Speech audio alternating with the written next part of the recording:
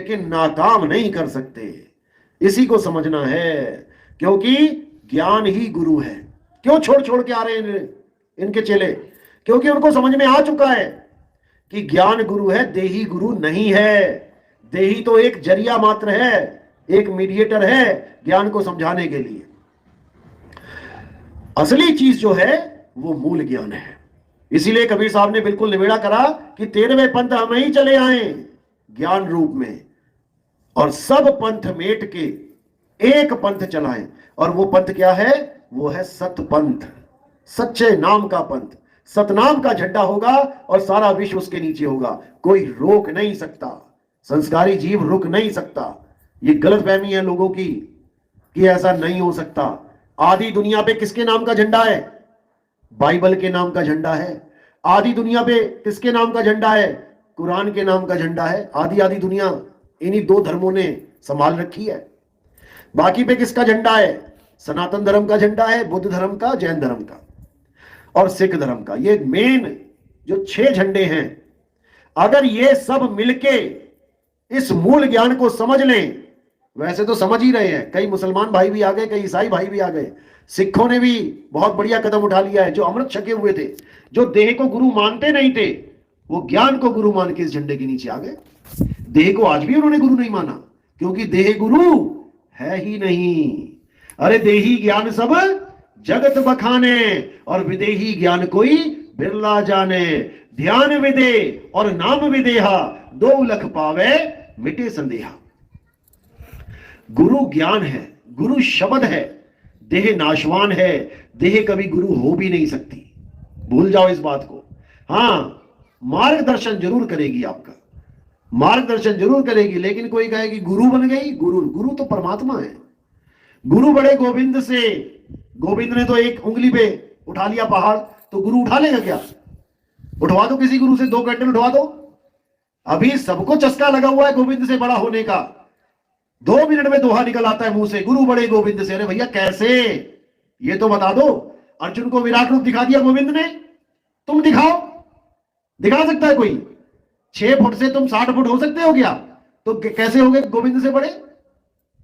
केवल ज्ञान की महिमा है भाई, ज्ञान बड़ा है।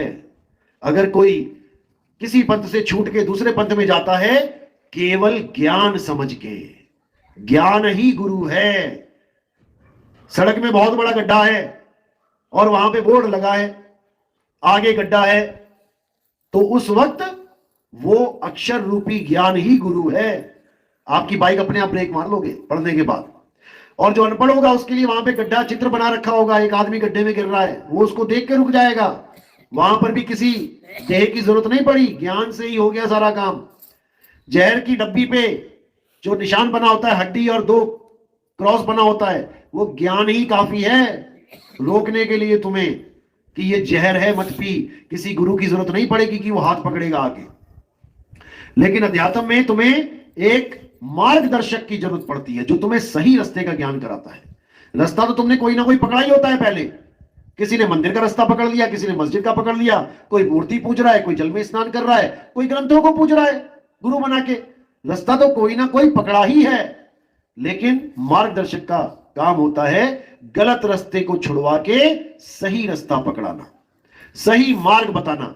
इससे ज्यादा उसका कोई रोल नहीं होता कि कोई कहे जी उस गुरु की फोटो की आराधना करो, उसकी फोटो की अगरबत्ती करो, उसकी शक्ल का ध्यान करो। अरे तुमने रास्ता पूछा है कि गुरु की शक्ल ध्यान ही है? तुम्हें रास्ते से मतलब है कि गुरु क्या ज्ञान दे रहा है, या उसकी फोटो से मतलब है? किसी को नहीं समझ में आ रहा कि करना क्या है। हमने किसी से पूछ लिया, मानो कि भैया दिल्ली का रास्ता कहां है, उसने बता दिया ये रास्ता जाता है। अब मैं उसकी शक्ल का ध्यान क्यों करूं? जो रास्ता उसने बताया मैं उस पर चलूं या उसकी शक्ल का ध्यान करूं?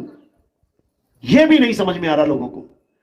नतमस्तक हो जाओ उसके आगे कि महाराज आपने रास्ता बता दिया, लेकिन यह मतलब नहीं बना कि तुम उसी को परमात्मा मान लो।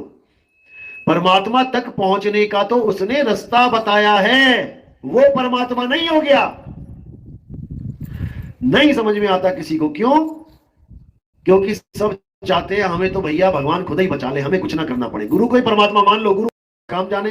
अरे गुरु कुछ ना जान पाएगा, तुम 84 में चले जाओगे। क्योंकि एक डाल दो पंछी बैठे, एक गुरु एक चेला। गुरु की करनी गुरु भरेगा, चेले की करनी चेला। गुरु गंजेड़ी है, गांजा पीता है, अब फेफड़े खराब होंगे उसके, डॉक्टरों का चक्कर लगाना पड़ेगा। तंबाकू गांजा ये देख के नहीं असर करेगा कि गुरु पी रहा है कि चेला, कि चेले के तो फेफड़े खराब कर दूं और गुरु के ना करूं। नहीं तो जहर पी के देख लो। जितने गुरु हैं, अगर उन्हें अपनी गुरुवाई पे मान है कि हम तो गुरु हैं, हमें हिसाब किताब नहीं देना पड़ेगा, जहर पी के देख लो, अभी समझ में आ जाएगा गुरु हो कि चेला हो कि क्या हो।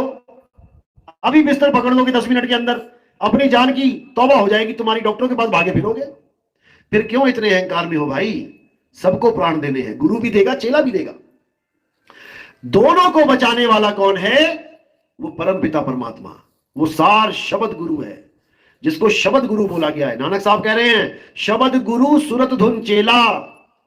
सुरत चेला है, शब्द गुरु है, इसके अलावा और कुछ नहीं है। बीच में एक कड़ी है मार्गदर्शक की, कि मुझे कोई रास्ता बताने वाला मिल जाए। मैं हूं एक राही और दिल्ली है मेरी मंजिल, लेकिन मैं ऐसे चौक पे खड़ा हो गया हूं जहां 4 रास्ते हैं। अब मुझे कोई ऐसा मार्गदर्शक मिल जाए जो मुझे दिल्ली का रास्ता बता दे। पहुंचाने वो भी ना जाएगा तुम्हारे साथ कि चल मैं छोड़ाता हूं दिल्ली, वो केवल बताएगा, क्योंकि वो भी उसी रास्ते पे चल रहा है।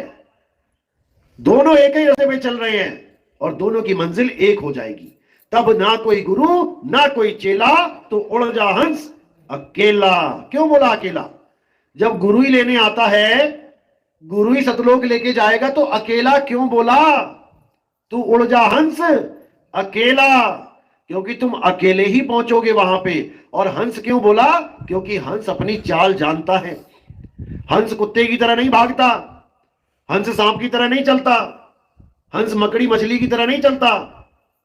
हंस विहंगम चाल से चलता है। जहां जाना होता है पहले ही उसकी निगाह होती है और बस उड़ारी मारता है और अपनी मंजिल तक पहुंच जाता है। इसमें उसे किसी अन्य हंस की जरूरत नहीं पड़ती कि कोई उसे कंधे पे बैठा के लेके जाए, ये काम नहीं है। इस चीज को दिमाग से निकाल दो कि कोई गुरु आएगा और तुम्हें लेके जाएगा। ये जितने भी गुरु कहते हैं कि हम लेने आएंगे, हम, अरे तुम एड्रेस बता के दिखा दो अपने चेलों का। तुम्हारे 50 चेले हैं, सबका एड्रेस बता के दिखा दो, तुम कहां कौन रहता है, कौन सी गली नंबर है, क्या है मकान नंबर।